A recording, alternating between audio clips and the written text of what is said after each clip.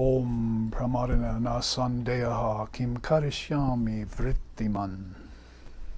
Utpajyante viliyante buddhischa yata jale. Om shantihi shantihi shantihi.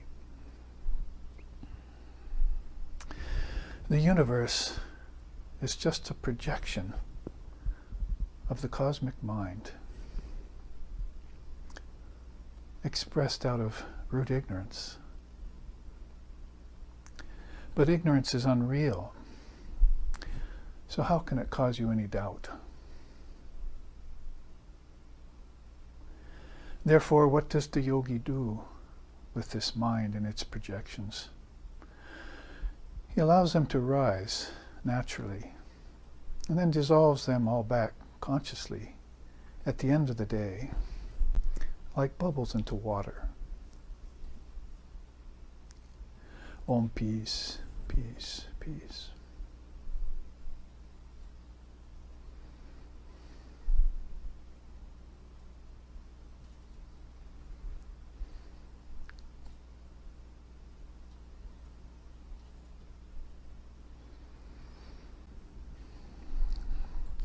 Om mano na buddhi sharira tanmatram indrani bhutani na bhutatanchakam aham kritas chapi vyatsurupakam tami shamatvanam upuiti shashvatam. Om shantihi shantihi shantihi. That one attains to the supreme Brahman, dissolves mind, intellect, the 5 subtle senses, the 5 gross senses, and the 10 gross elements and subtle elements, along with the ego, into the Atman, the indivisible self in all living beings. Om peace, peace, peace.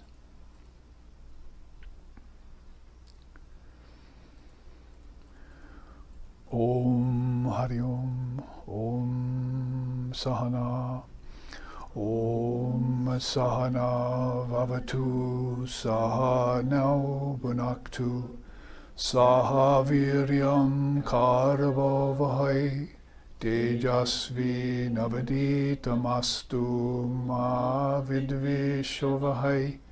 Om Shanti Shanti Shanti.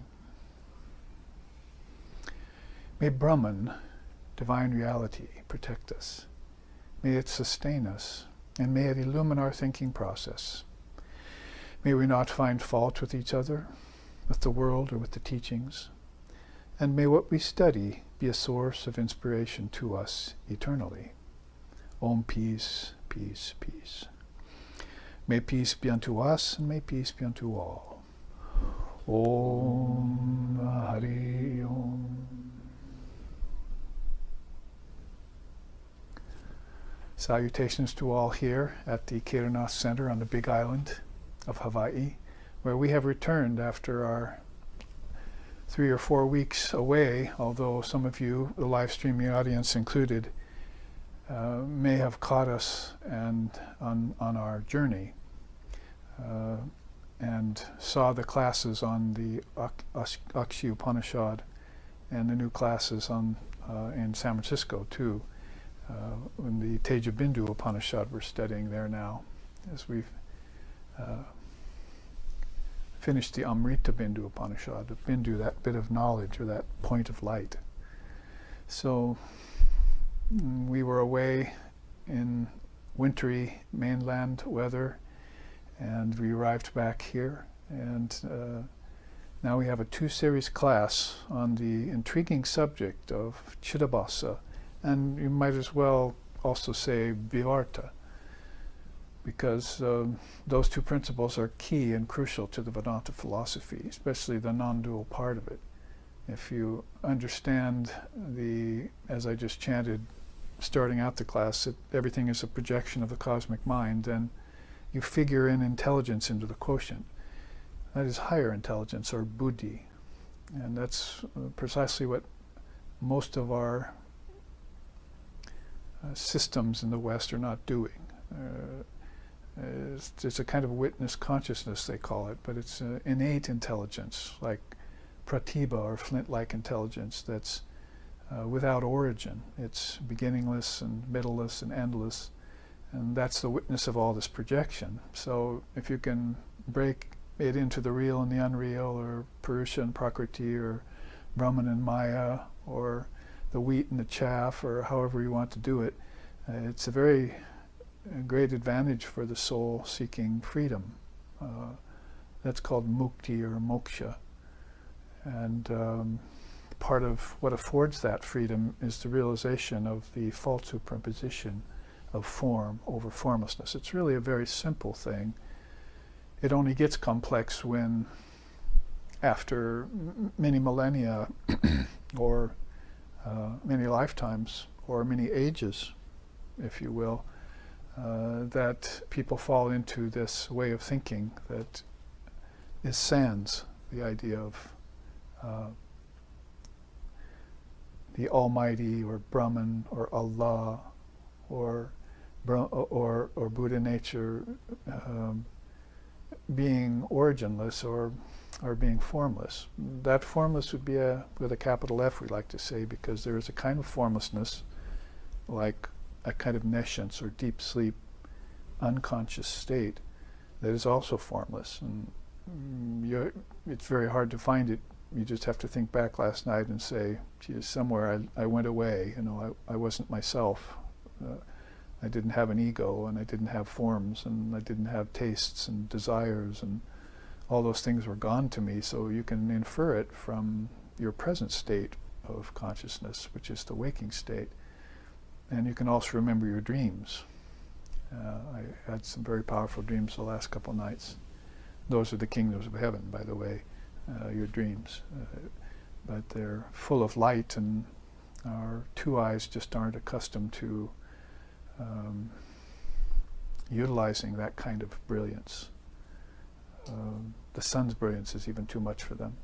So if thine eye be single, or if you have this wisdom eye that Krishna called the jnana chakshu, then you start to see inwardly. So a lot of spiritual life is about opening up that singular capacity for inward seeing, which is completely blocked off with the idea that the world is real, that matter only is real. I mean, you can maybe give a concession and say, well, the world is real as far as it goes. That is, drishti, shrishti, vada, it's called. Shrishti, creation, drishti, the seer, vada, the path. So if you're seeing it, you're on the path of creationism, or creation, then basically it must be real for as long as you're seeing it. But if it disappears in deep sleep, and it disappears in unconscious state, and as the seers say, it goes away entirely in samadhi, and in mahanirvana never comes back again, except maybe as a projection, then you're at a great advantage, and you know the indivisible self, not the individual self. The indivisible self rules everything, oversees the game. And then Maya becomes harmless and sort of falls away. But otherwise, Maya takes the forefront of everything, and your consciousness, this awareness or this intelligence, falls away and gets truncated or gets diluted.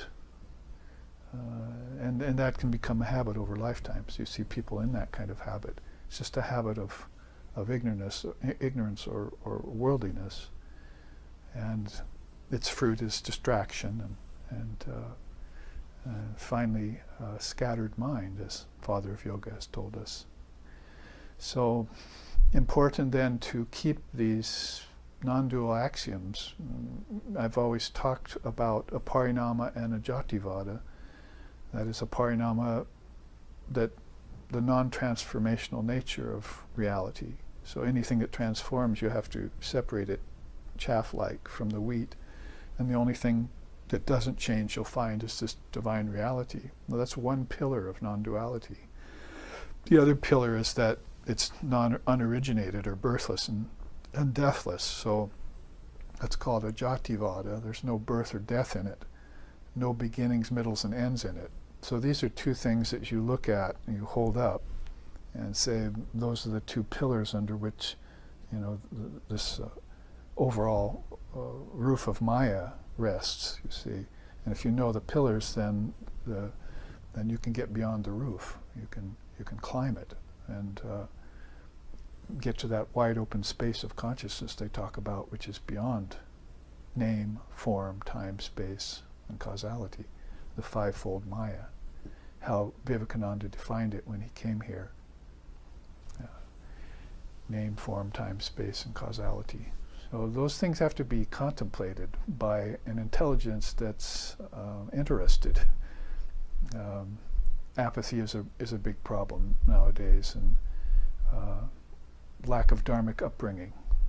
Some of us maybe were raised morally and immorally. Immorality also came with that package. But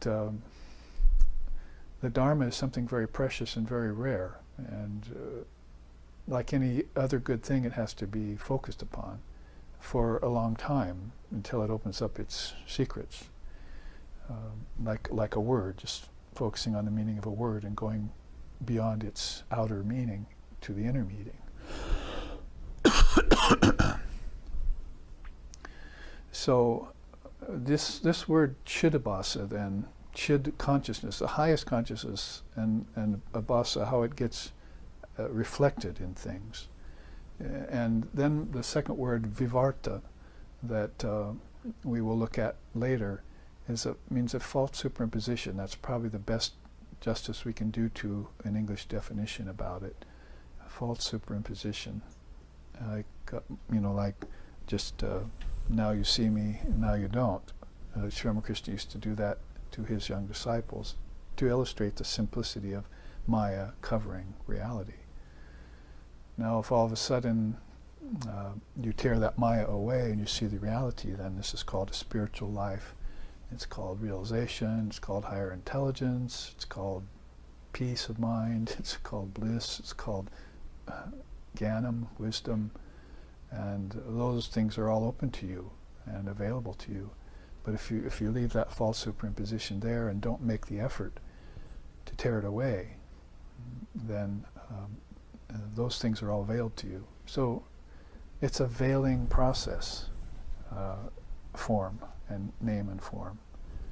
I mean, I've been thinking lately about names, how people get names and so forth, and then get used to being called by those names and then respond to those names. But they had other names in other lifetimes, and they maybe have no name for their formless essence. There's no real name for it. So we get conditioned by names and respond to them that way. Oh, it's a matter of convenience maybe, but it shouldn't be a matter of identity. Your identity should be held as sacrosanct, as being indivisible and all-pervasive and all-containing, universal. And so if you rise to the universal level, that's called the Mahat. And it's a powerful word, Mahat. The great, it actually means in English. And we know that as far as the ancient system of Samkhya Yoga in Lord Kapula's system, one of the oldest systems, that Mahat was at the head of the whole projection. And later on, the collective mind came, and then after that, the individual mind came. So this comes spilling out from a place of higher consciousness. So the realms, the akashas, or the lokas, the bardos, the rooms in my father's mansion that are at the highest tier of consciousness happen to be this Mahat. And you can also assign it Brahma, Vishnu, Shiva, Trinity. Or Hiranyagarbha, the shining egg, sometimes they called it in ancient times. So they were aware of this beautiful space, which was the firstborn, and out of which came spilling this light, Haran Maye Pare Koshe Virajan Brahmanishkalam, that light of Brahman shines in everything. And people seek it, but through all different methods, Krishna says in the Gita. They don't ever seek it for the sake of itself, like, I want to know the light and I want to merge with the light. You'd have to be a moth attracted to a bonfire to have that kind of intensity. So words like Chitta Basa, then reflected awareness, are well put forth in all the systems of India, from Samkhya all the way up to recent time. Recent time would be this Vedanta that came after Vedavyasa's time. And not just Vedas, but Vedanta, the end of the Vedas, the Upanishads, which I was just mentioning we've been studying over the last years.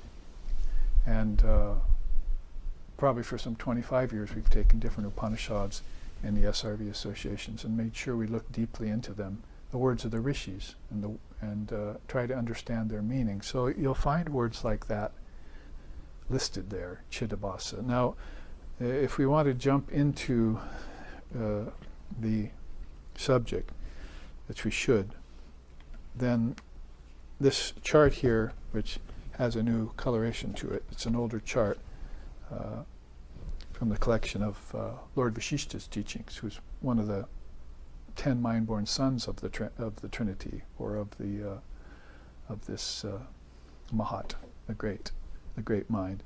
You'll see there that it, like a waterfall trickling down, as it were, into nature and the beauty of it all, that there's this divine reality which we assign the name Brahman, or in other traditions, as I was saying, Buddha nature, or Allah, or Almighty Father, or Great Spirit.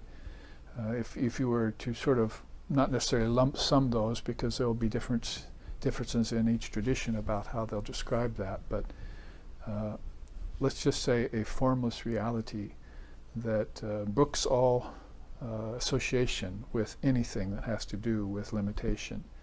It's unlimited and eternal and indestructible. Akshara, Krishna calls it in the Gita.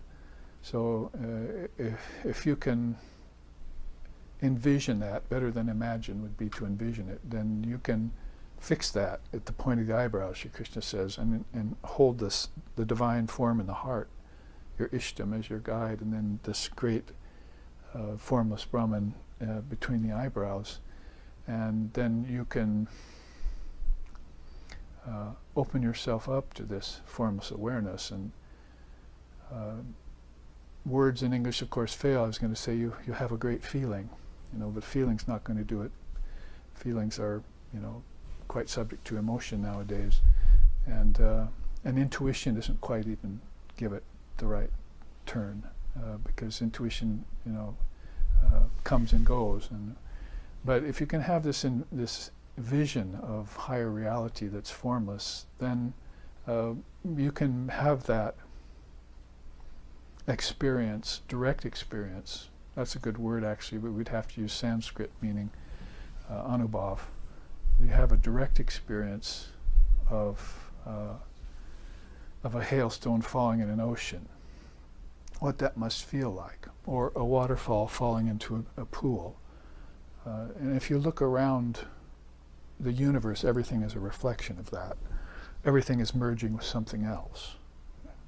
Planets merge with space, and rest on that. So everything rests and merges with something else and lends itself to everything else. It's an admixture, an amalgam of things that are going on. Like I just chanted, those who can merge the 5 elements and the 5 subtle elements, which are the elements in dream tonight, the 5 subtle senses and gross senses, and which are the tanmatras, and the intellect, not the intelligence, but the intellect that holds egoic knowledge, and the mind itself, which is at this place an individual mind. Those that can merge that back into this formless Brahman can pierce through the false superimposition of Chitta Basa. They can see Chid itself, and not just a reflection of it. So one of the teachings that's valuable here in this day and age, and probably has always been because people are always wary of Maya, is that you need to see through appearances. And the yogis and the sannyasins and the tantric adepts and the avadhutas and basically monastic communities that were looking for enlightenment are well known for that kind of ability to penetrate through, to pierce through appearances. Science was able to penetrate through the appearance of an object by studying a tiny bit of it, only to find out that it had nothing in it really of substance. So, but beings were doing that with the whole world before science came along, and seeing that all objects had really no essential substance in it. It certainly didn't have any substance that would grant you any lasting happiness. So, otherwise Buddha wouldn't have called the world full of suffering, and Jesus wouldn't have called it anicca asukham lokam, non-eternal realm of no lasting happiness, asukham. And Christ wouldn't have called it, a place where birds and nests have their homes, but you don't have any place to lay your head. All of these great souls came and kind of cautioned you about taking the world to be your nest or your resting place. And so the inference of that would be that there would be a refuge, a higher refuge with a capital R, that is your true home. And so beings looking for the formless reality beyond the reflection of things would penetrate through the appearance and rest in that. They would get into a habit of resting in that daily, which is why I chanted along with it this morning, ignorance is unreal, it's all, and the universe is all a projection of the Mahat. So the illumined soul will see that, this ignorance is not, this projection is not the real thing, it's not the genuine article, and then they'll let all these projections come up, and then they'll make sure and dissolve them back like bubbles into water. It's a very beautiful sloka out of the non-dual scriptures of India. And it's a practice that they engage in day to day, hour to hour. And so anything that happens to them in any 12-hour waking period will be dissolved back at their meditations. You see, at the beginning of the 12-hour and the end of the 12-hour.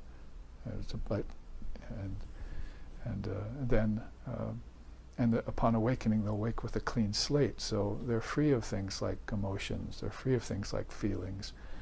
They're free of just limited intuitions. They're probably even getting beyond visions and bliss, because those things are the byproducts of meditation. The real essence of meditation is to become unified with your true self and have that experience of Mahanirvana or Samadhi, Nirvikalpa Samadhi. So in this chart you can see we're talking all about this first block of awareness up there. The quote at the top there is, God is not in the universe is in God, and by Swami Vivekananda. So I was telling this to a couple Jewish wise men in the Kingdoms of Heaven last night, and trying to explain, and they were very interested in it. And so that's a saying by Swami Vivekananda, I told them. So it's a two-sided sword there. It will make you aware of the fact that the universe is a mere reflection, and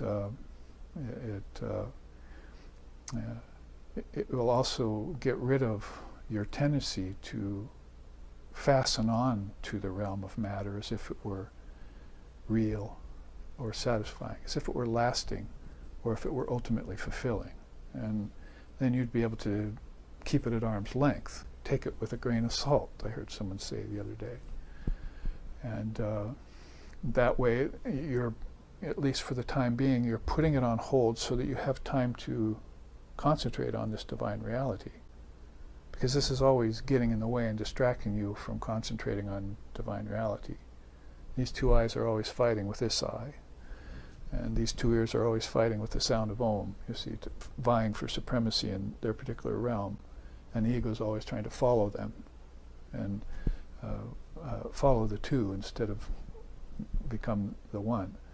We can see, actually, poet Shelley here has a beautiful thing where he says in this chart, and I put it there, the one remains, the many change and pass. Heaven's light forever shines, earth's shadows fly. Life, like a dome of many-colored glass, stains the white radiance of eternity. So, of course, when I speak that here, those of us who were under the guidance and tutelage of Swami Asheshanandaji Maharaj, peace and bliss be upon him, hear him saying that to us in lectures at the Vedanta Society in Portland when we attended in our 20s and 30s. And he had his own way of saying that, and in his beautiful and dear Indian accent, but the idea there is that this one remains the same as this one divine reality, and heaven's light forever shines, but earth's shadows fly. So that's the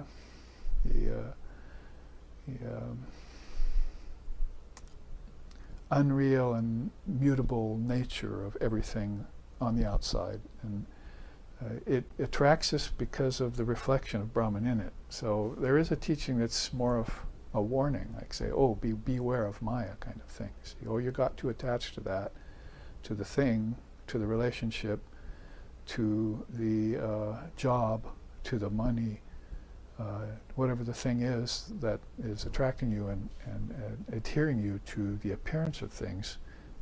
That's given more as a kind of caution. So you need to detach, you need to withdraw. But this teaching is a little bit more direct in that it gives us the concession, you might say, or the leeway to say that Brahman is there in everything. But that's a saying that I've come up with. Brahman is in everything, but it's not the thing, you see. So he made me think of that, you see, because people are going around saying, oh, you know, God's in everything.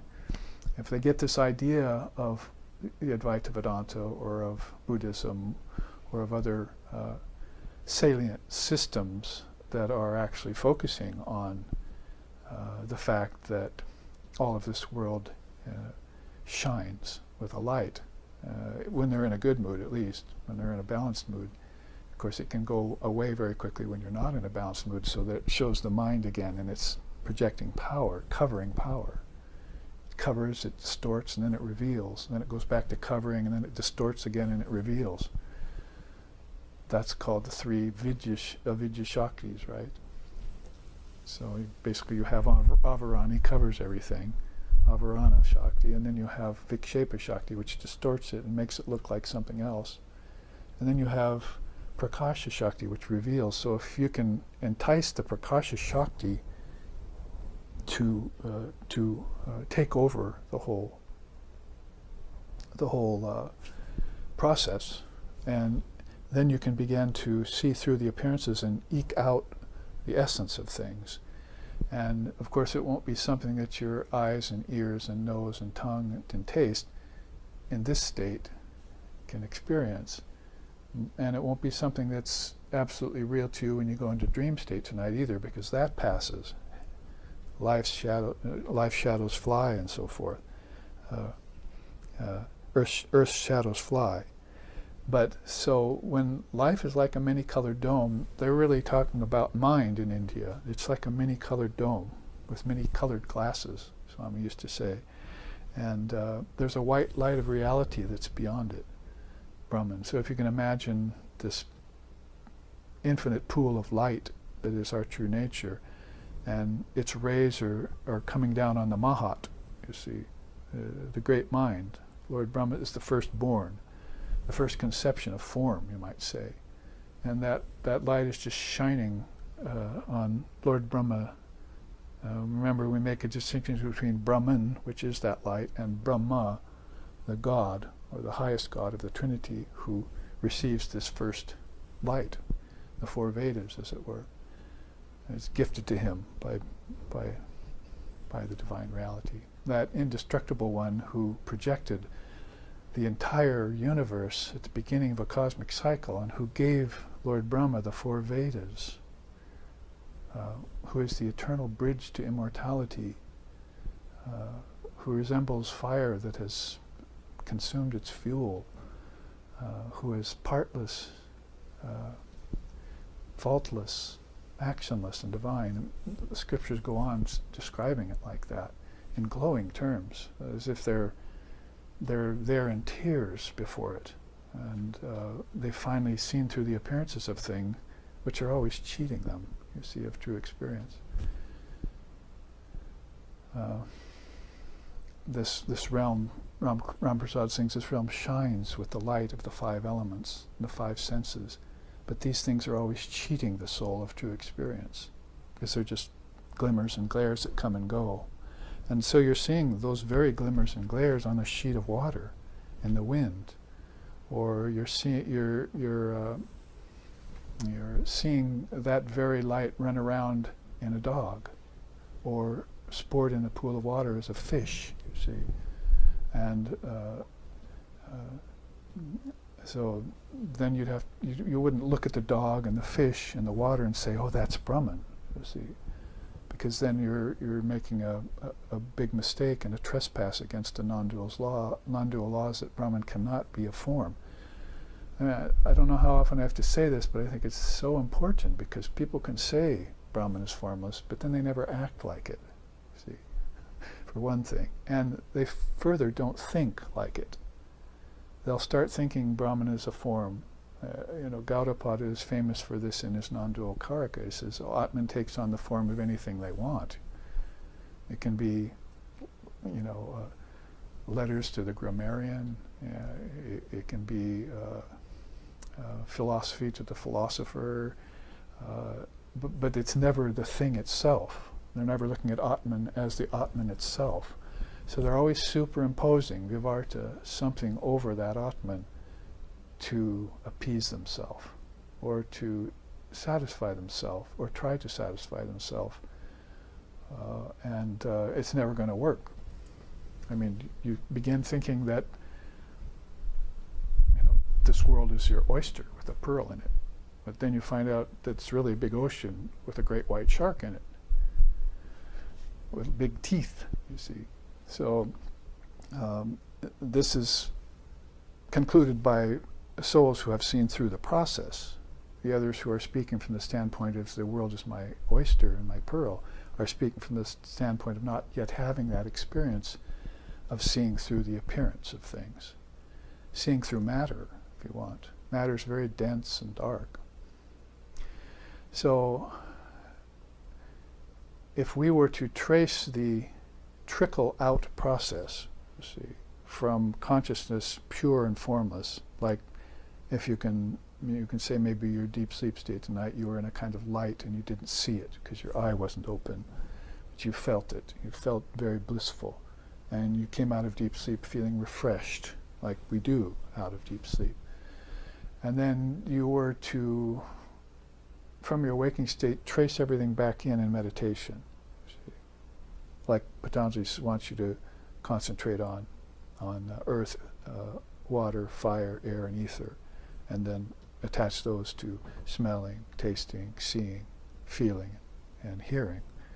So you're actually doing this as a meditation process to reconnect yourself to the tattvas. See? And tattvas are very important. The tattvas are principles which consciousness operates. So the tattvas would be perfect mediums through which light to reflect through. And the greatest of all tattvas is, the greatest reflector is the Mahat, the great mind, the firstborn, the first form.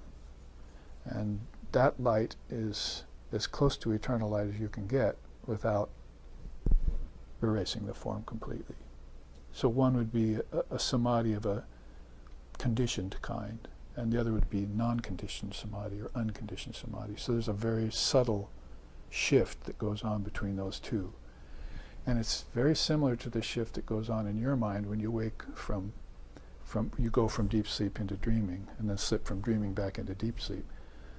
So the kingdoms of heaven that you're visiting at night in your dreaming, and those people you're seeing and talking to, if you've taken your consciousness with you, will just dissolve back into deep sleep, and you'll get refreshed in deep sleep and come back and see another group of individuals, whether they be on a very high level, knowers of Brahman themselves, walking the skies of consciousness, as Vishishta says, or whether they be your ancestors, or whether they be some, as Sri Ramakrishna sometimes humorously said, some garbage in your mind.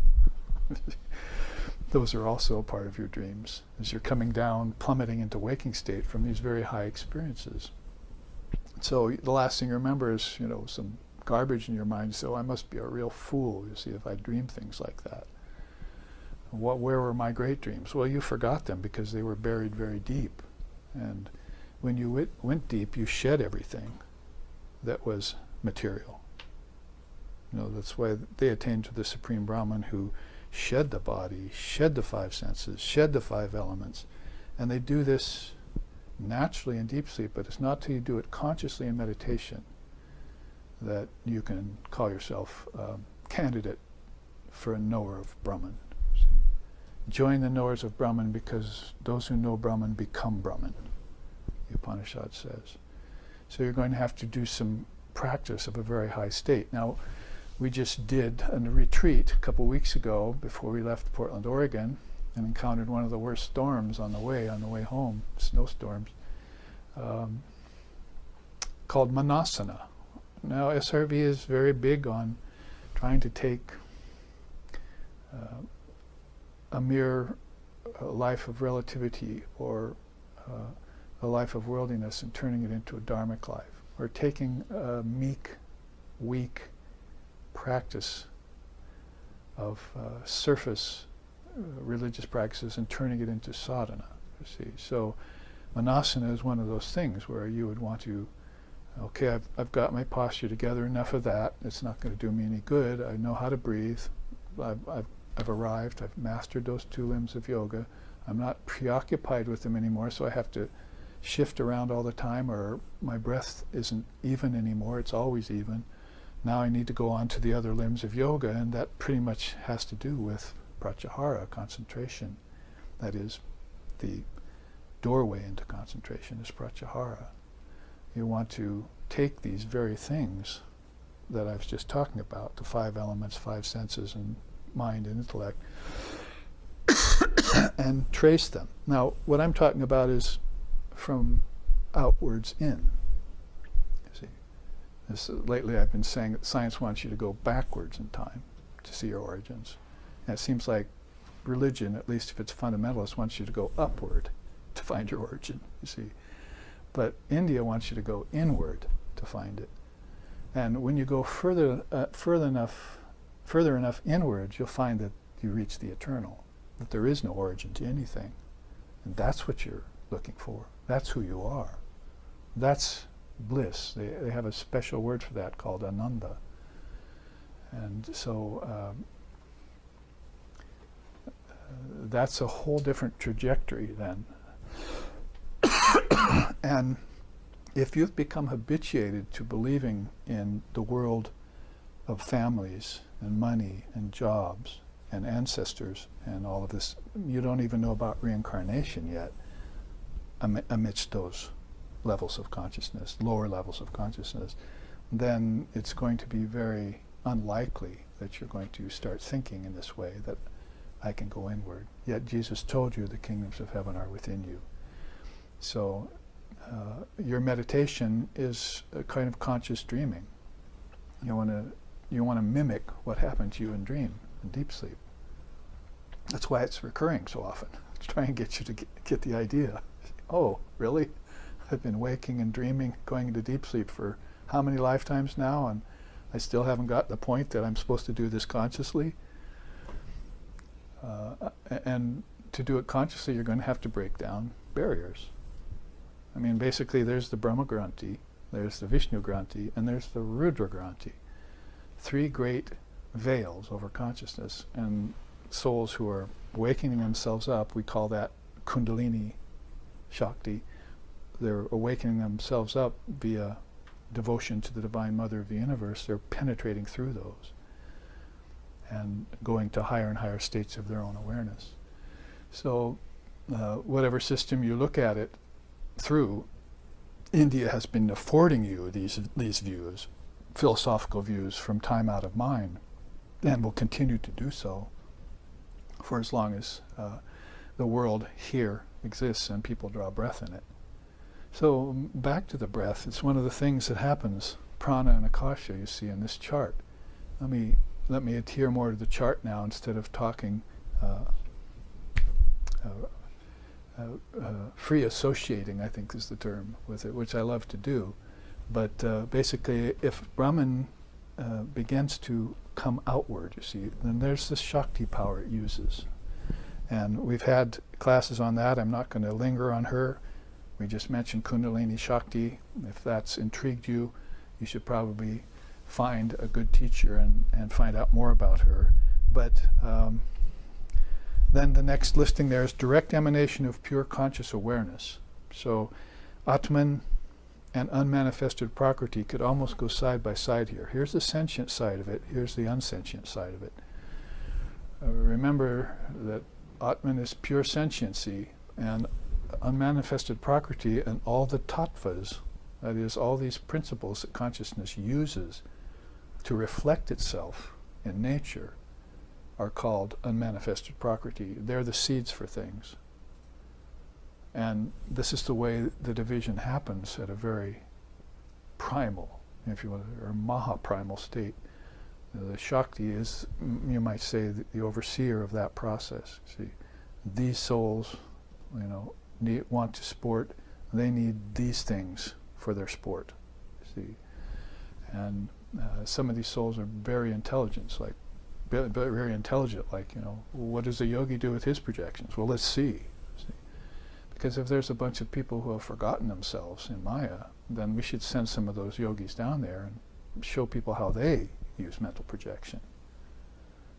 And they can be the exemplars like our teacher was for us. And then they can follow the path and get free again. They were always free, but they're beginning to dream that they're not free, is really kind of the idea. We hate to say you're perfect in Vedanta. You see, the Atman is perfect, but are you perfect? Depends on if that's a capital Y or a small u. If you're focused on the ego self, then that's the imperfect you. And we know its limitations and its tricks. And we know how to deal with it too, ripen it with self-surrender and wisdom. Brahman is all light, but the sun is all wisdom. See, the sun that comes out of Brahman. I found that in the Christian scriptures the other day. So, I meant using the word God, of course. So, then this reflected consciousness is at a very intense level when you're talking about this, and the unmanifested Prakriti is also at a very high, beautiful place. That is, the realms, the akashas, are very subtle, very refined. The kingdoms of my Father's mansion. Now, if you thought about your Father's mansion, and you said the ground floor was the 5 elements and the 5, these gross things, gross tattvas. Tattva just means a principle which consciousness will use to express itself through, if you want to be kind to it. But if it becomes attached to it, it's going to limit itself to that. That's the problem, you see. So it's the difference between identification or just association. The person following, the soul following this, who associates with these and gives them up, can take off and put on bodies as easily as a child outgrows clothes and puts on new clothes. That's Krishna's saying in the Gita, you see. So, but a person who identifies with these things, that's well, Maya loves human risk, as I've been saying lately. That's a risky business, because then you begin to, and look around you, think that you're a body, and that your ego is real, and that ego has selfishness in it, and wants its own good only, or wants the good of just its own little family, as long as that family adheres to its rulings, you see. So the whole thing is a diminution process, a dumbed down process down where consciousness and intelligence are hardly expressed anymore. So I'm getting ahead of myself, but if you were to come down into cosmic intelligence, there's where you would find Mahat, you see. And this reflected consciousness is now in full swing, I'd say. I don't know if you remember, some weeks ago we were sitting here looking at a chart where Videha Muktis came out of the highest consciousness and went back after one lifetime. There's another Vishishta chart or teaching. And the Jivan Muktis came out and they came down in consciousness. But the Karmis came out, had a lifetime, created karma, and decided to keep doing that and coming back again and creating more karma, and they fell into Maya, identifying with all the tattvas as if they were real.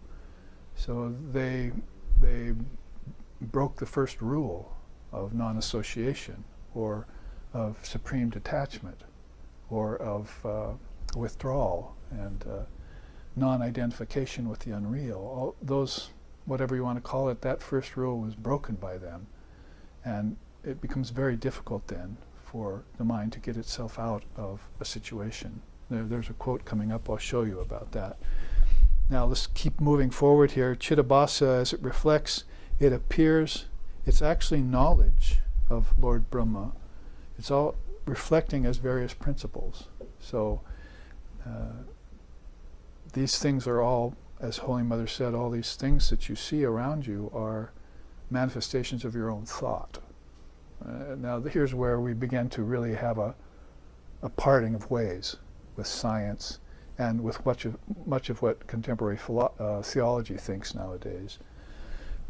Is that you're actually now looking along a totally different trajectory and seeing that it's your own mind that's created these tattvas, and you're in cahoots with your ancestors, and they're in cahoots with the celestials, and they're in cahoots with the gods and goddesses or the deities, and this all leads back to Lord Brahma. So if you're looking in this way through this kind of single-eye view, then you're all of a sudden aware of it all being a dance or a play or a false superposition or vivarta or Chidabhasa. If you want to be unkind to it, which some monastics are, it's just an illusion. See, I won't buy into it. I'm not coming back again. And if I do, whatever I see is out of my own ignorance. They'll actually say this. Oh, if I'm seeing things with form, then that's my own ignorance I'm seeing. So they've got a stopgap or a second witness to everything in them. See, so if they're in the world and they see form, they're just saying that's illusion, that's illusion, that's illusion, and they've got their third eye focused on the eye on the prize. They know that there's an unchanging reality that's behind everything. It wouldn't make sense otherwise. I mean, some 4 elements, ether isn't even included in some systems. So what is air going to rest in if it doesn't have ether? What are planets going to rest in if it doesn't have ether? Well, that's coming next. When you get to prana and akasha, you see here subtle energy, the subtle worlds, and the higher gradated beings who use these.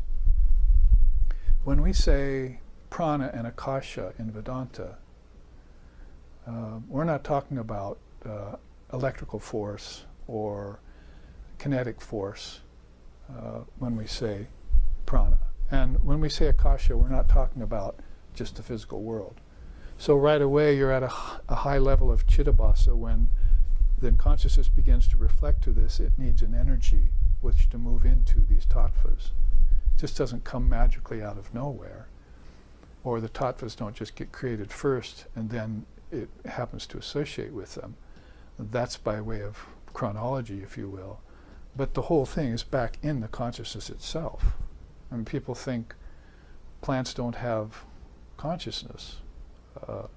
But Swami Vivekananda says that's the consciousness of the Mahat in the plant, not the consciousness of the plant. You see? So the intelligence is coming through everything, and in that way you can give it credence. You can say, yes, now I see, it's in everything, but it's not the thing, as I was saying.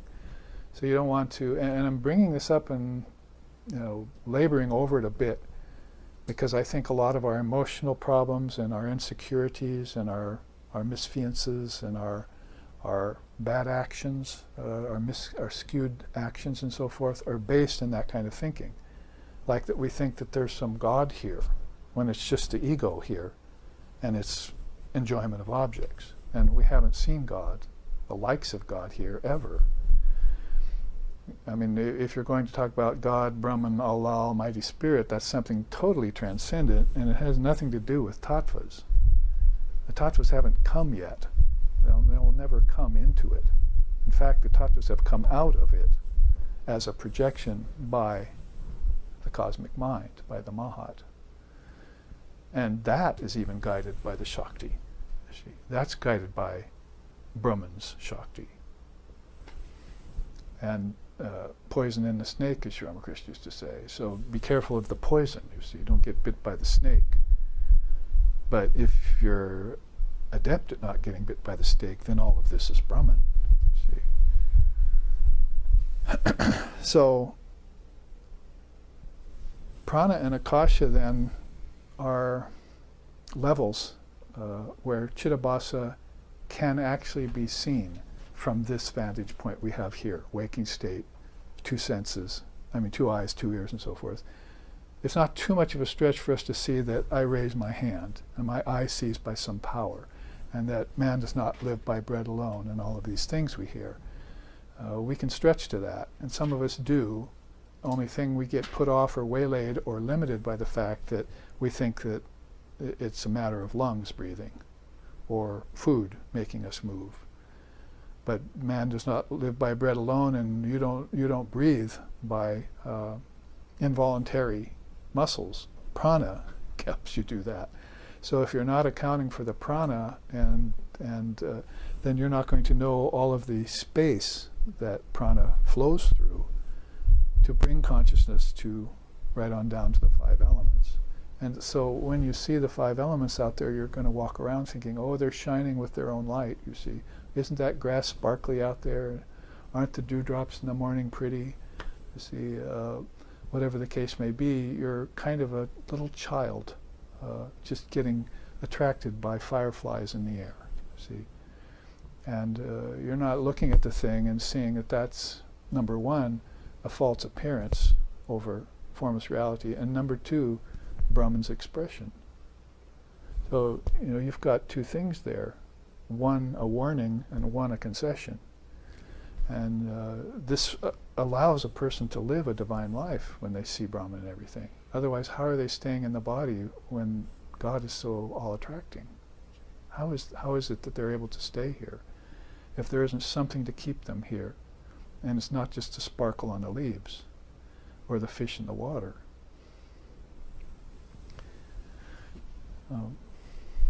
Talking to a good old boy here locally yesterday, it was a half-hour story about how he hauled in 100-pound marlin the other day, you see. I was saying, yeah, that's a big fish, you see. So all of these things that people engage in here, if they engage in them from the standpoint of not knowing that it's all a false reflection, then that's number one disadvantage. But if they can see it all as the light of Brahman, assuming and associating with tattvas, with principles, then they have a back door out. See? They always have a way out of worldly life, limited thinking, and so forth. And then they can be illumined souls and be jivan muktas and reach the highest goal of human existence. So prana and akasha, when there are no words for those in English. We don't have any. So how are we to know? Prana, the closest thing you might get would be life force, like élan vital from the French or something. And akasha, that's like a Sanskrit word. If you knew the word akasha and you were using it in a Vedantic circle, then you'd know that there are 5 of them, like 5 fingers of your own devising. And so there's a space of matter, and we give credence to that. It's not like we're saying matter doesn't exist on its own level, as I was saying earlier. But then there's a space of prana. That's where your ancestors went, by the way. and why you feel them but can't see them anymore.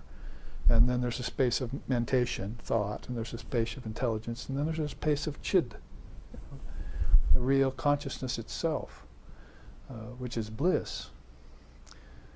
And so you have these fivefold steps. So you call them the 5 sheaths, 5 koshas if you want, put bodies with them, which you can do. But the idea is that akasha is very deep. If you talk about the word space, then it's a very deep subject in Sanskrit, in Vedanta, in philosophy. And we have all manners of ways of explaining that to you from the experiences of the seers and from the writings of the revealed scriptures. It's not even a matter of proof or non-proof. It's a matter of this has happened. And it's happened for thousands of years. And this is what these great seers say. And this is what they've seen. You can't come along with your 200-year-old science and undo that based on some materialistic preoccupation you have with pleasure and matter. How dare you? So this is spiritual life, and from the standpoint we are now, we're having to involute. We're having to open up channels to involute again.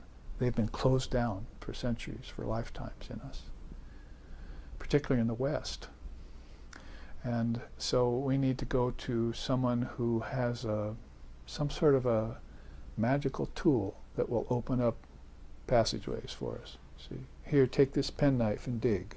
You see, like Sri Ramakrishna said, I took a penknife, I started digging, and I started digging a little more, I started digging a more. Big hole caused, and this light came out of it, you see. And he was out answering the calls of nature, he said, in the banyan forest, and he had this meditation where he was just like digging with this little inner tool, and the whole thing just opened up, and the light came flooding through it and put him in samadhi. So at the least likely time it could happen to you, but you need this little tool, and this little tool of your own discrimination to dig deep, and the willingness to do so, because apathy, as I said, has really gotten a hold of people. And that's the problem with these lower tattvas, is they will put you to sleep. You want to wake up, and wake up for all time. Don't go back to sleep. Don't go back to sleep. When I was running a recording studio 20, 30 years ago, and somebody came in and sang a song, the words were, don't go back to sleep, don't go back to sleep. Through the whole song. He's playing the guitar singing, don't go back to sleep. So he must have had some realization that he has to wake up from sleeping. Wake up from a waking state. So again, it's not backwards or up, it's in that this awakening takes place. And you have to be a participant in it. So I'm always encouraging people to participate in spiritual life and use the Dharma as that tool to get you there, because that will get rid of the apathy in you. If it's come to that, if you have disinterest, then that's the thing to reinterest yourself with, is a simple word like Chitta Basa. Oh, everything is Brahman reflecting here. Well, that sounds a lot better to me than what the monks were telling me, that it's all an illusion and I have to give it up. Oh, it also sounds a lot better to me than what the New Age people are telling me, that this is all God. You see? And acting totally different when a few minutes later. So it's Brahman reflecting in the universe. And so if we work our way to this, the human ego mind complex. Now, this is a little bit different order, I must admit, than the Samkhya put it, but I'm putting it in terms of a kind of admixture that will help us understand that some things are projected by the mind, and then consciousness will get into them. Like, I have another chart I'll show you, this new chart I was telling you about, where Swami Sheshananda used to say to us, if consciousness were to come out and identify with water, then it might become a fish, you see. So consciousness, at some point, decides it wants to work its way out down the tattvas, and consciousness being all-pervasive can become anything at any time. So when it comes to water and it just meditates on water, it becomes a fish, you see. and that those fish are sporting and so forth, just manifestations of Brahman. And if it identifies with any other of these tattvas, it will become that. That will be its home temporarily. And so if you move out then to the human ego-mind complex, this is where thought, conceptualization, visions, imaginations, and projections, inventions, and desires come into play. I thought up as many different words for sankalpa, the Sanskrit word, and vikalpa that I could in English, because we should cover the whole gamut here, because all of these things are a little bit different flavor, but nonetheless they're part of the projection of the mind. The mind is thinking, it's conceiving, it's having visions, it's imagining things, it's creating, it's projecting, it's inventing, and it has desires behind it all. Vikalpa. It does it with desire. If that desire were gone, and it did those things, then it would be much less likely, much less risky business. But it's not like it won't invest itself in those things, like consciousness will in a fish, and live that existence fully. See? So, and think it's that, you see. And there's, I remember like the beautiful poems in Chinese poems. Oh, birds love the deep recesses of the rainforest. Fish love the little silent hollows down under the lake where they can just be at peace, So everything loves its peace. It loves its refuge wherever it's taken its refuge, in whatever form. And that's the bliss that the yogi can feel in everything. See? When he just sits and concentrates on the tattvas, he's not just saying, oh, I'm going to connect smelling to earth, I'm going to connect, I mean, it's just over and done with now, you see. But imagine what's in this. How much is in the 24 cosmic principles? I mean, 24 things are enough already. But if you just concentrate on matter, then you've got all the chemicals, you've got all the iron ores, you've got dozens and dozens and hundreds of things in every little tattva. And the same is true with your ego-mind complex. How many hundreds and thousands of thoughts, conceptions, and desires do you have there? It's almost its nature to have them, you see. And then it's kind of a roulette wheel, and you're picking them here and there, you see, and then manifesting them out into the waking state, playing with them and going back into dream and deep sleep. So it's this big play, divine play. Now the avatar this is a lila, this is a sport. When it comes, it says, well, if I have to go down there, out there, then I think I'll have a little fun on the way, sort of like providing for a little vacation during the job. So I think I'll come out and I'll do some divine sport in front of them. Maybe that will help them, see that it can be done, for one thing, and that life isn't so morose and isn't so full of suffering like some of them are saying. And that happiness, even if it is fleeting, still has some validity if it's done with detachment.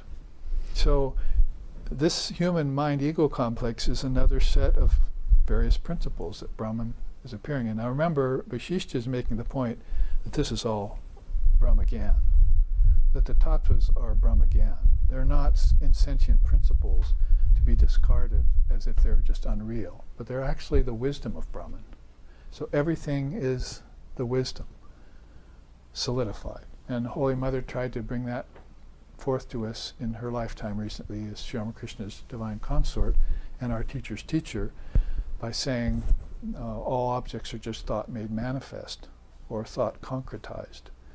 So she was trying to make a simple but direct connection to the old wisdom in modern times, so that we could put off for a while this idea that evolution is true, or put off the idea that the metaphor, that the seven-day creation theory is just a metaphor, and we could look at the actual processes and dynamics of our own consciousness projecting the universe, our own intelligence projecting the universe, and it all coming from Brahman.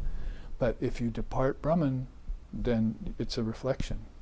It's, an expression would be a kindness given to it. Turn off the fan, please.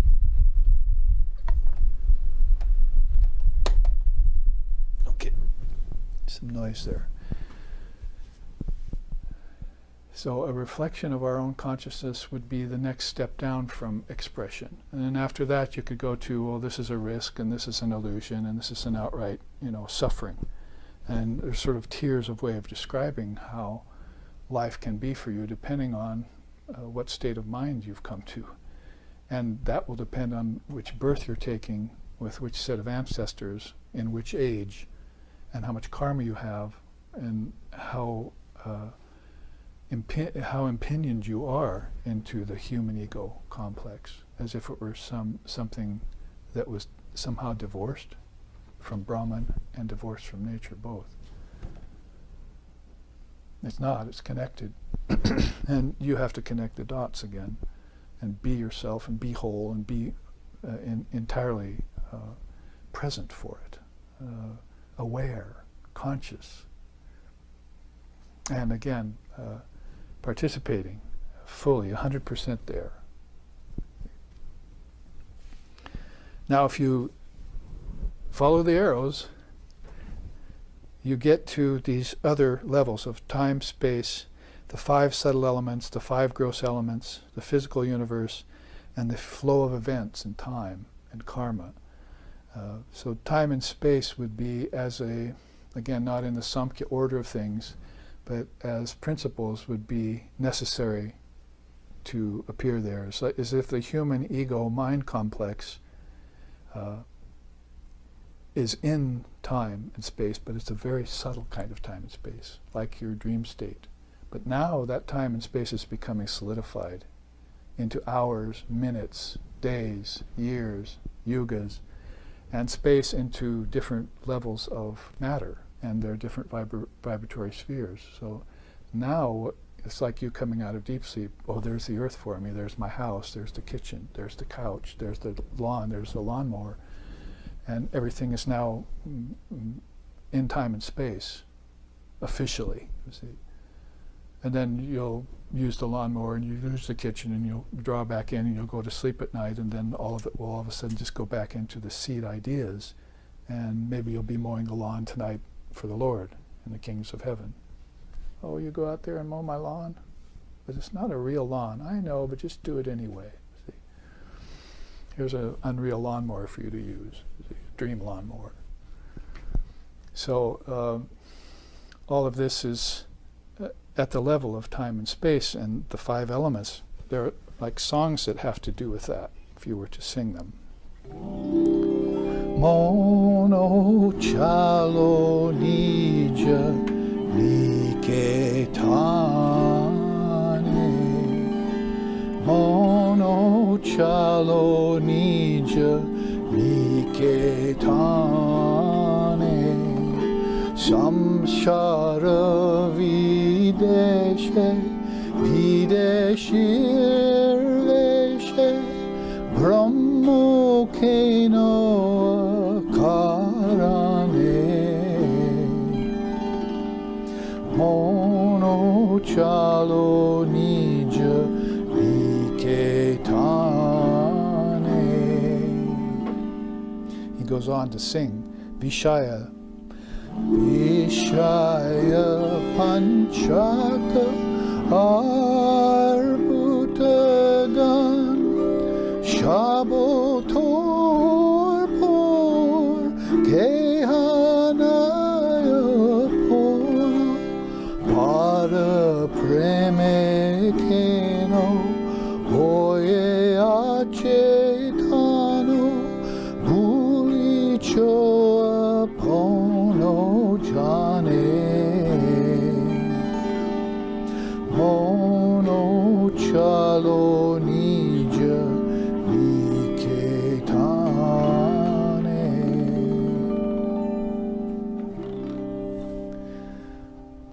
So he says, O mind, return to your own abode, your eternal home. You are a foreigner in this foreign land, this projected land, which is unreal. Why do you roam about aimlessly with no real purpose? The 5 senses and the 5 elements, all these are different from you. None of them belong to you. Why have you become senseless in your attachment to others and forgotten your own true nature? O mind, return to your own abode, your eternal home. And there are other beautiful verses to the song, of course. But basically you can see how when you get down to the 5 elements, which is what we're coming to here, the human embodiment itself and what it entails. You've got there the body, the 5 senses of knowledge, and the 5 senses of action. 5 senses of knowledge are seeing, tasting, touching, hearing, smelling. And the 5 senses of action, of course, are procreation and excretion and so forth. So these are 10 of the other tattvas that are at a very gross level. It's your waking state level you're talking about. If you were to have a chart, you could just, transparency, you could lay over this, you could see where waking, dreaming, and deep sleep sort of cover this whole gamut of things. Now, back to the point about it all being your own Brahmagyan, your own wisdom, so you don't have to fear it. In fact, to know it would be to get rid of the fear of it. Because imagine how many people are in fear of these things. I mean, if you're a human ego, you're in fear of other egos who are coming to war with you from countries and so forth. And if you're in fear of drowning or fear of burning, then you're in fear of the 5 elements. And everything else is contained in there, good, bad, and mixed, in this whole projection of your own intelligence. So keeping that in mind, let's see what Vasishtha says about it. He says, the embodied being is none other than an emanation of the jnana wisdom of Brahman. The hosts of myriad worlds and objects appearing with endless cycles duly shine as the objective vision and ideation of its inherent consciousness. Thus, it is the one all-pervading Atman which assumes the name of Jiva, that is, embodied being, materializing with the intelligent force of its own innate awareness. So it sounds a lot like what Gaudapada put later in his Karika about the Atman manifesting itself through its own self-awareness. And it even veils itself through that. So, as I was saying, with the whole opening here in this first half of the first of 2 classes, that Chitta Basa is not so much the negative teaching that sometimes come to us in the tradition of neti neti. You see, like, not this, or you have to reject it and do away with it. It really is showing you how Brahman has become everything, and in a way then that's getting you ready for seeing Brahman in everything, which Sri Ramakrishna Paramahamsa says is the last word in spiritual life on this plane of existence. It's to see Brahman in everything. If you've seen that, then there's really no other reason to come back here. Then that leads to samadhi and so forth. So, a quick run through this waterfall, which is an inward pool that's coming out in flows through all of these tattvas and with all of these different beings attending upon it. Millions and millions of them at different levels of awareness. If we have other charts that could go side by side with this to show the dynamics of the Atman as it turns into conscious beings, and others that would show the tattvas and how they burgeon out of intelligence as insentient principles and get drawn back into the seeds of unmanifested nature, or your deep sleep state. So there's you in your deep sleep state, and there's the seeds for all the tattvas. I might call that the first bifurcation. And you're looking at these seeds and you're going, I could use those and water those. I could produce worlds with those. Those are words of power, like Om and Hrim and Shrim. I could use those. So what's the yogi going to do with that projection? And what are others going to do with it or suffer as a result? It's all up to them. There's no God or devil or anything in the picture in that case. It's all the self-aware entity and what it wants to do with these things, and if it's going to do them in a sleepy fashion or in a wide awake fashion. it's going to be a luminary, or it's going to fall into the sleep of delusion, and for how many lifetimes will it do so? Can it reach the ever-awake state with the third eye open? That's what Sri Ramakrishna has come back to encourage us to do. Now, as we're talking so much about nature, and with, I hope, enough time to do it, I'll show you this new chart next. Consciousness reflected through nature itself. So we had a wide scheme of things as consciousness reflects through the whole process of all the tattvas. Remember, some 24 of them if you take it traditionally. But if you look at this now, it's another kind of waterfall, and you can see little facets there in it that have to do with consciousness reflecting through nature. Now, here are some of those quotes that Swami Sheshanandaji Maharaj, our teacher, used to say from the podium. Here's the first one. Light reflects poorly off a rock. It reflects better off of a leaf. Off of a pool of water, it reflects even better, but off of a mirror, it reflects best of all. So he used to say that to us to get us to understand that and Vivekananda was very good about explaining this, is that the medium or the mechanism that consciousness is reflecting through limits the consciousness. At the same time, Vedanta would say that consciousness is the same in everything, same in quantity, same in quality. So it's the same in every being, from rock to seer, from mountain to molehill. It's the same in everything, that one Atman, because it's not a form, and it's, as we've been saying. So good to know that Chitta Basa is there to inform us of that reflected awareness. However, the cautionary teaching comes here is that you didn't probably want to be born as a rock or a leaf or a fish if you want to express your unlimited awareness. And consciousness is taking on the form of these things and identifying with, say, tattvas. So Sri Ramakrishna used to say, well, the dinosaurs identified with earth. They were always, eating the earth, and their consciousness directed down, so they became earth. They became fossils and then oil. And so whatever you identify with, you become. So like our wild boars around here, so you go out there sometimes and see them, and they're just all down, you see. You never look up. They're just down to earth, rooting and so forth. You have to go up to them, clap your hand, and then they'll run away.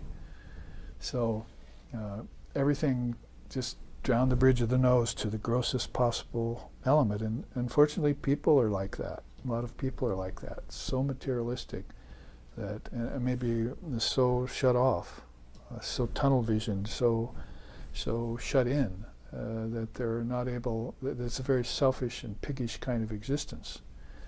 And those kinds of limitations are very hard to break, the seers say, as long as you're in this world and with this mind. You almost like to have to have another kind of mind to break them. Somehow you're going to have to lift off all the old ways of thinking and put yourself outside that old mind and work at it from the outside. Or we'd probably say from the inside. Get one of those little tools I was just talking about and start reaming out some of these channels that let some light in. But it does say here too, and you could. This is my free association again with Swami Sheshananda's teachings, is that a rock then would be some piece of nature, and a leaf would represent an ignorant person, and a pool of water would maybe reflect an intellectual person, because sometimes that pool is clear and sometimes the wind causes ripples on it. So the intellectual person is also at the beck and call of the three gunas, sometimes restless, sometimes slothful, and sometimes more refined, sometimes covered, sometimes distorted, sometimes more clear, like I was saying, the three avarana, the three shaktis. But a mirror would reflect the seer. See? So there's a realized soul whom light reflects off of best. So if we see those souls on earth, like our birthday for Sri Ramakrishna is happening this weekend, and we're having our puja after this class, worshipping him with music and food and prasad and song and so forth. He was one of those souls in this day and age. And we say this is the year of our Lord 223. See, today, Ramakrishna was born now 223 years ago, or passed away rather. So he's one of those beings that's like a mirror, would reflect Brahman the best. And Swami Vivekananda too, one of those beings that, and he was even amongst us in the West, and we saw how clear he was at all times. Unbelievable, that person amongst us. The West's first patron saint, I like to say. That's one quote. And here's the quote I was referring to earlier. I hope to get this chart seen and understood before the break. But at the bottom of the chart, listen to this. If consciousness were to reflect out and identify with the element of water, it could assume the form of a fish. All these beautiful fish here. Where did they come from? How'd they get those bodies? See, they're sporting there in the element of water alone, pretty much. That's it. That's their world. Although maybe they'll argue amongst themselves, you see, about if water exists or not. No, water doesn't exist, one fish says to the other. If they're in schools, they should know better, you see. So one old fish says, yes, I know water exists. The others don't believe him. So consciousness, if it identified just with the element of water, if it were that dumbed down, if it were that specific, then it will become that form, you see. And he goes further to say, if it were to identify mainly with two of the five senses, he's just randomly taking some of these tattvas, right? Because you come out and the ego identifies with time and space, and then with the elements and senses, right, in the last chart. So if it would just be so narrow as to identify just with two of the senses, like hearing and smelling, it might take on the form of a dog. And so then consciousness is experiencing life mainly through those two senses. The other three are kind of backseat. See? And that's its life. Then, if it were to identify with the unripe human ego, it would become an ignorant human being. So if the ego-mind mechanism, their consciousness takes that on as its tattva, and the advantage to that is that, well, it will get a human body, but would you rather be a fish for one lifetime or a human body for 1,000,000 lifetimes?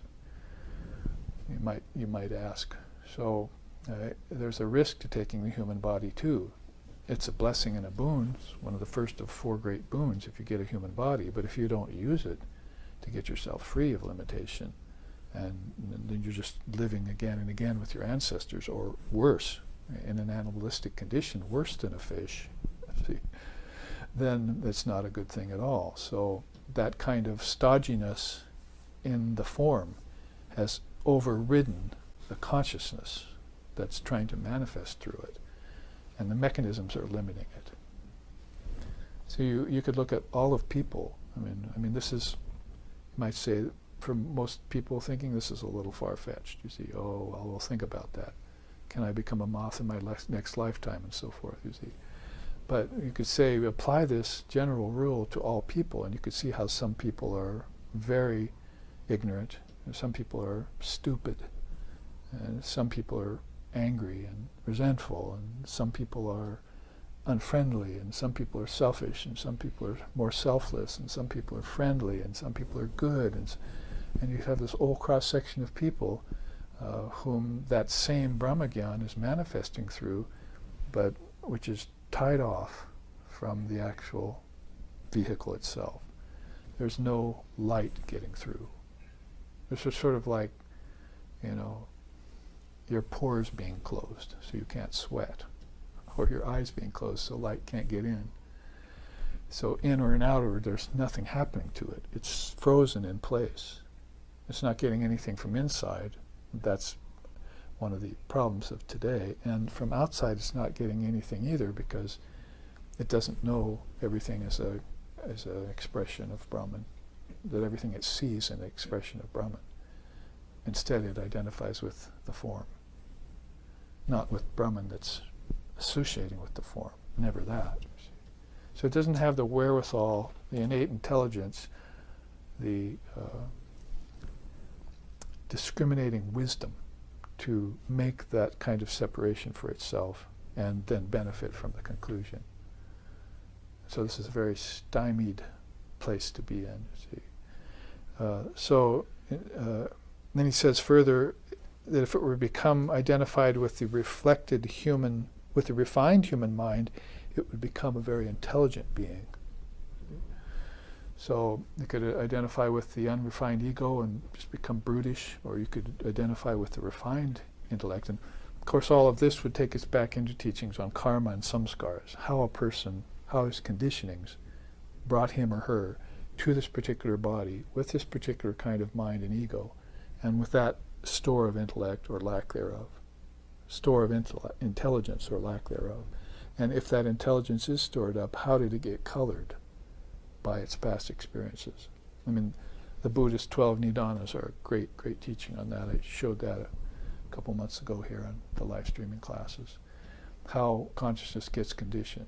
So it's in the whole reflected consciousness idea, all contained in that one word, Chitta Basa, how Chid, pure conscious awareness, gets reflected in everything, then you can see how vast the three worlds are, how unlimited Lord Brahma's mind is, and how infinite are all the projections that can come out of it on many, many different levels. So if you're in Gethsemane with your apostles and you say, well, the kingdoms of heaven within, then they're going to have to meditate on that and try and fathom it. And we might want to tell them about the Word, see, and how that was in the beginning and so forth, that everything started from something, because the Word is just another representation of that great Mahat. The first form, the first vibration, the first urge to project into something other than itself. The separate eye maker, he called it. He called it Vishishta, the separate eye maker. So you're just the eye and you're full. So you say, well, I think I'll make a little separate eye for myself out there. So I'll formulate that like sort of a paper doll or something. And then I'll animate that and send it down into the worlds, you see. So now I'm playing in this little kind of paper doll, and the whole tree is here inside of me. So separate eye maker is what happens, and it will then experience all the worlds of name and form and time and space on all these different levels, maybe multiple times. So that's why we have inside of us the memory of our lifetimes. And we have inside of us the memory of the five elements and our affections for them and our fears of them. And we have inside of us the idea of the elemental spirits that sometimes we can even see. We're not actually seeing them on this level, but we're seeing manifestations of them from the next world, Bhuvar Loka, or the ancestors from Bhur Loka. We have all of that inside of us too, and much, much more. So you can see that these are not so far-fetched. They're actually metaphors and representations of how consciousness, along this Chitta Basa teaching in India, can take on forms and sport through forms, and how that sport is either ideal or truncated in some way, or completely limited and shut down. And you're not going to go up to the fish and it's not going to tell you it's not having a good time in that beautiful pool. It's in bliss. And the fowl in the forest, in the fruit tree pecking fruits, is in bliss, you see. So this bliss is not limited by form. It transcends the form. And so if you were to identify with all things as consciousness instead of all things as matter, then you would have access to this kind of unalloyed, uninterrupted bliss, which they call samadhi, nirvana, satori, and so forth. So we've run out of time. There's some other quotes from Vivekananda I want to share.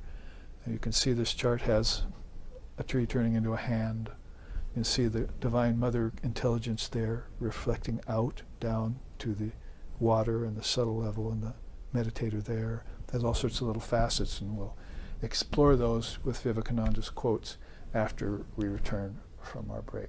Thank you for paying attention to this first half of the great principle in India called Chitta Basa.